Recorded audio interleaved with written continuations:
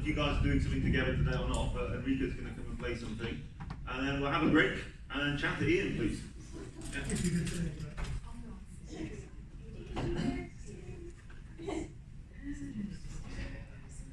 There you go. I'll put it if you need it.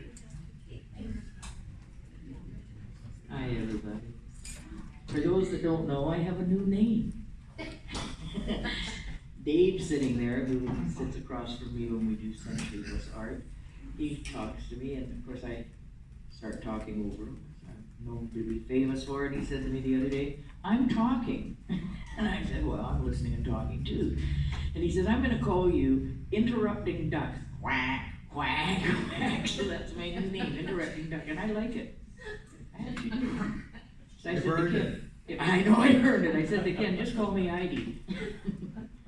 Anyhow, I'll do a couple of quick little ones here. First one's called Ink Stain in the Rain. If you ever look when it's raining and you've left some papers out, and you see that they've all kind of run together, the ink's wet. So it's a bit of a love poem. The cold wind rapes and scrapes the soft, supple satin drapes in the cave of evening shade. Under gunmetal sky, cracked, splintered, and dry, we play our tragic masquerade. On the mantle of gloom and foreboding doom, we reach for this feeling we're chasing. We can't quite grasp enough of it, just a quick silver touch of it. This dream daughter time is erasing. Then I feel your heart slip, so I tighten my grip on the trembling lip of this storm. Your body's a river, a fast-running shiver, and I can't seem to keep myself warm. Engulfed by the ocean and fading emotion, you let go of my hand. Tide sweeps you away, but bids my heart stay.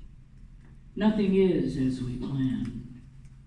Waves wash me ashore, lips parched evermore, never to taste yours again. Love letters and pain, left out in the rain, became a fading ink stain. Now, days without sun, the moons come undone, and I've become the rain.